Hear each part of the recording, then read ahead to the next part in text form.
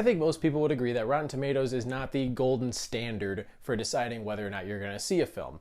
With that said, most of the time if you see something at like an 18% critic score, it's not going to be a masterpiece, and if you see something at a 97%, it's not going to be garbage. However, without even talking about the viability of the tomato meter, it seems like a lot of people don't even understand how Rotten Tomatoes actually works.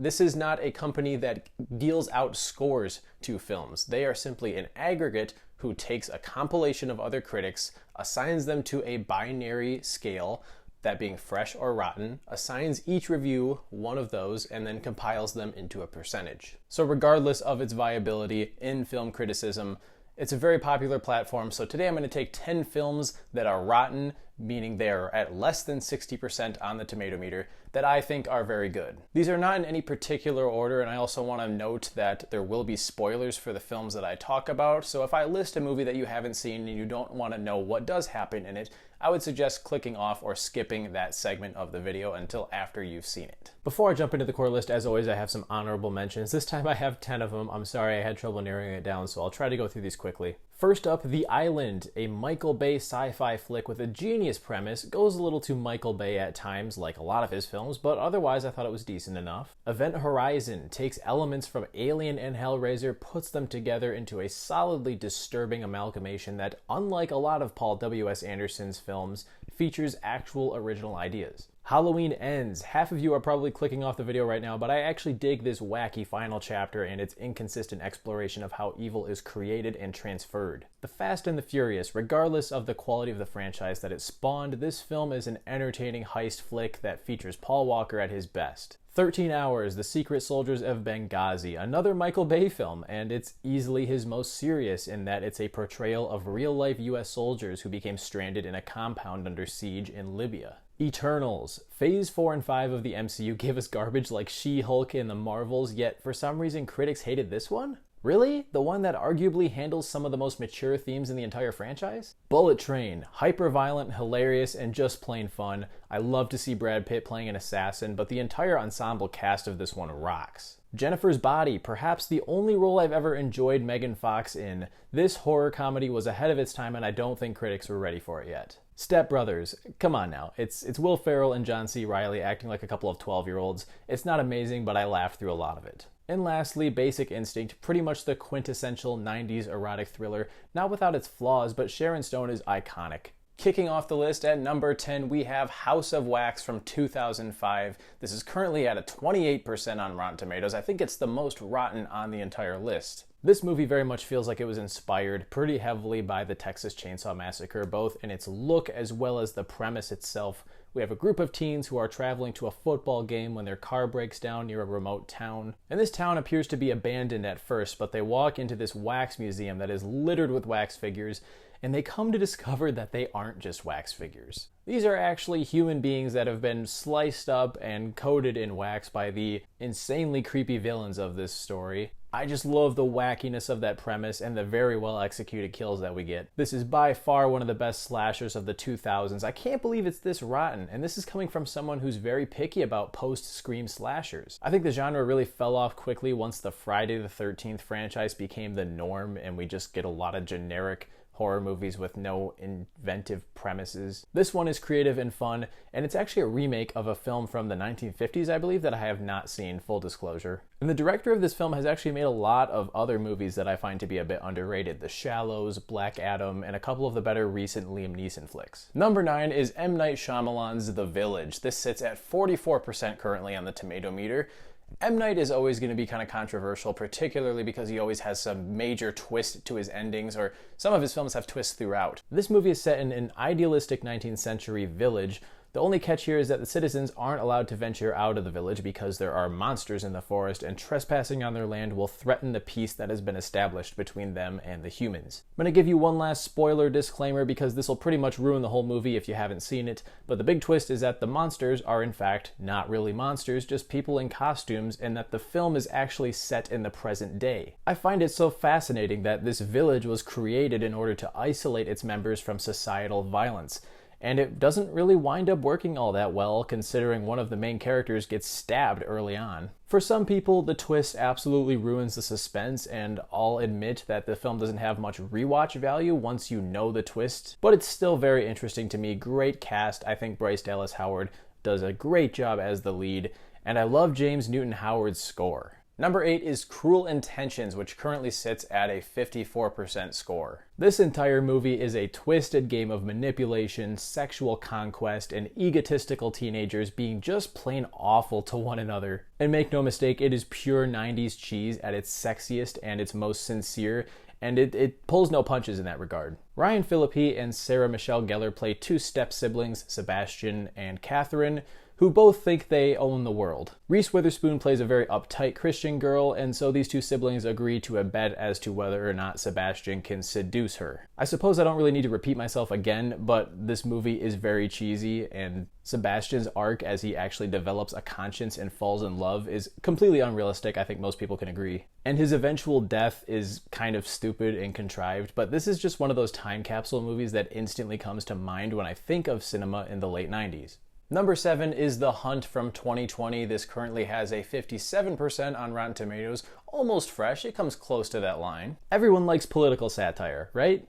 At least until said satire is targeted at your belief system. Thankfully, The Hunt kind of makes fun of everyone. You can be right-wing, left-wing, libertarian, socialist, whatever the case. There's probably a joke somewhere in this film that'll feel directed at you. But it's all in good fun, it doesn't take itself seriously, and it doesn't directly make any political statements, which might be a drawback to some. But I like movies for escapism, I don't want to be lectured to, so this delivered pretty much what I wanted from it. In The Hunt, a bunch of random people awaken in a field only to discover that they're being hunted for sport by other humans. Betty Gilpin rules as the protagonist, who doesn't even show up until around 20 minutes in. The film keeps you guessing as to who you're going to be following as these characters continue to be picked off. I guess I do kind of understand why this one would be divisive with critics, because it is kind of a reoriented slasher in that people are just getting killed in various gruesome ways. But I enjoy the commentary, and the final twist that reveals why Betty Gilpin's character was selected for this is awesome. Number 6 is The Girl Next Door. It's at 56%.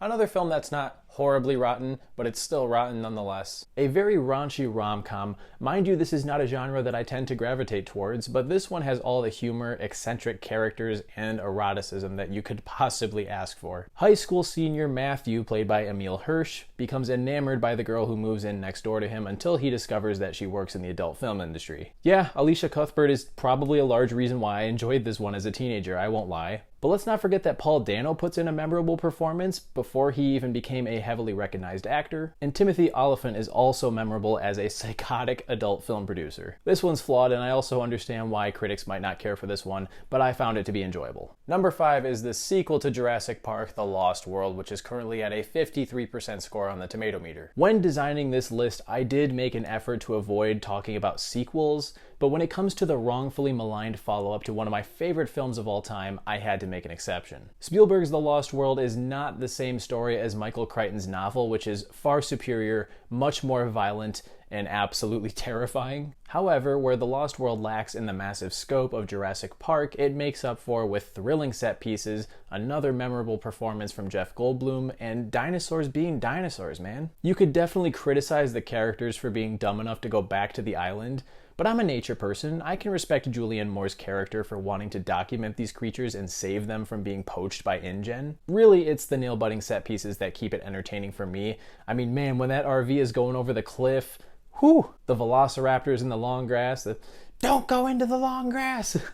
Very memorable line. And of course, the T-Rex terrorizing San Diego at the end. Even if that sequence does feel a bit tacked on, the theme that this film has going for it at its core is the same as Jurassic Park, really. It's you fuck around with nature, you're gonna find out, and the humans find out. But just because it repeats some beats from its predecessor doesn't mean I think it's a bad film. Number 4 is Man of Steel, currently at 56%. Now, before you go and call me a Zack Snyder shill, let me first elaborate that I don't love this film. It has flaws. The second act is very choppy with all of its flashbacks to Clark's childhood. Supes and Lois have very little chemistry. I may get some backlash for saying this, but I just don't think Amy Adams was the right choice to play Lois at all. And the third act brawl completely disregards the potential loss of life. I mean, so many buildings are demolished during that fight with Zod, and I find it hard to believe that there wouldn't be mass casualties. That's a bit of creative oversight there, and I think Zack Snyder just wanted to see buildings toppled, so he just went full on with it. But there are scenes in this film that are permanently burned into my memory. Snyder's visuals rock. This is like some of his best stuff visually, I think, especially that opening sequence on Krypton, the moment where Superman learns to fly,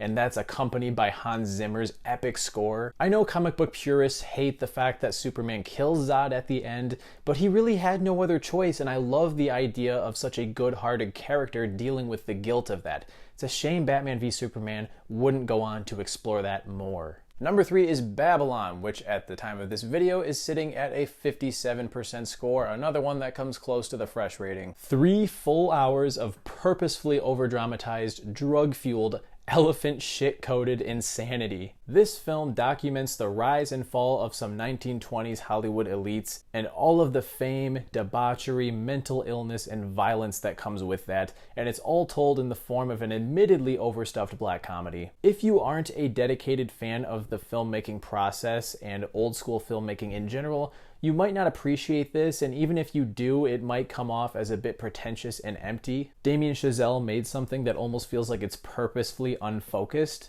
and it thrives on these individual sequences that are hilarious, brutal, and immensely captivating. This is the director of Whiplash and La La Land, 2 films that I think are perfect. Does this live up to the reputation of those 2? Not quite, but I don't think it deserves to be rotten. Number 2 is Girl Interrupted, which currently sits at 53% on the tomato meter. I will never understand why this film wasn't better received.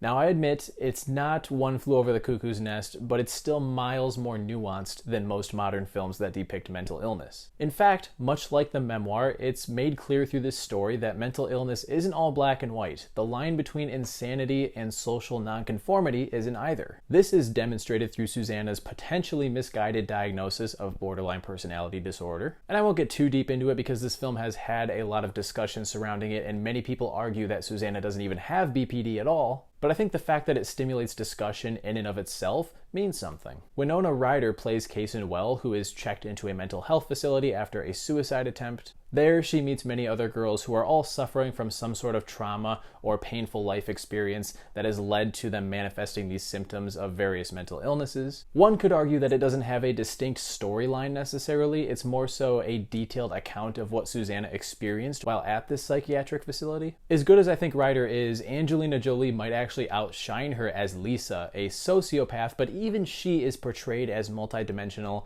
not just an evil person with 0 redeeming qualities. And number 1 is Saw, which sits at a 50% right now, a complete even split down the middle when it comes to critics. And I know I said that these aren't in any particular order, but I'll just say this, Saw is easily my favorite of these 10 films. I can definitely get behind the heavy criticism for the sequels in this franchise, but I will never understand why this was so poorly received by critics.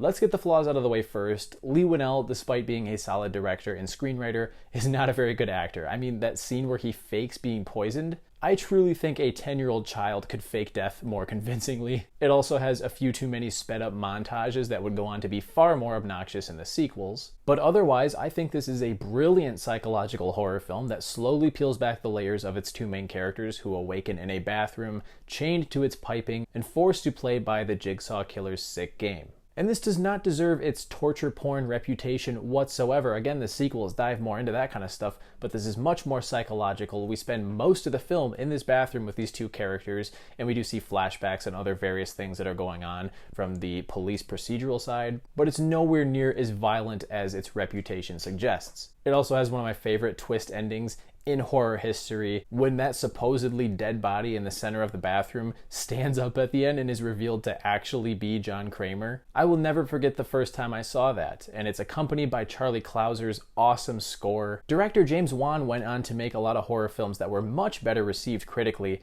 I still think this is one of his best, if not his number 1. So that is my list of 10 films that, by the scaling system of Rotten Tomatoes, are deemed unworthy of your interest. It's important to remember that this video is subjective, so you may go and watch some of these films and think they're deserving of the scores they got. But that's why I want to open a friendly discussion, so be sure to let me know what you think of my picks in the comments, and go ahead and list your films that you think deserve a higher critic rating on that platform. As always, be sure to hit that like button and subscribe while you're at it if you want to see more content like this, and I'll catch you guys in the next one. See you later.